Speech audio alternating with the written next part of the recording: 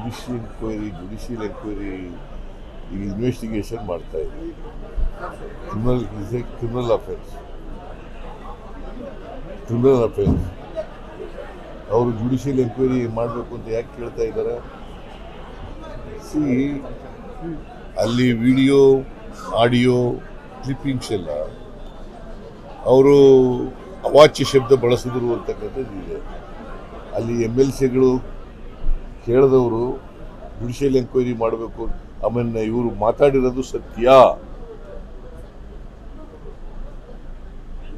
It amounts to criminal offence ಅಲ್ಲ.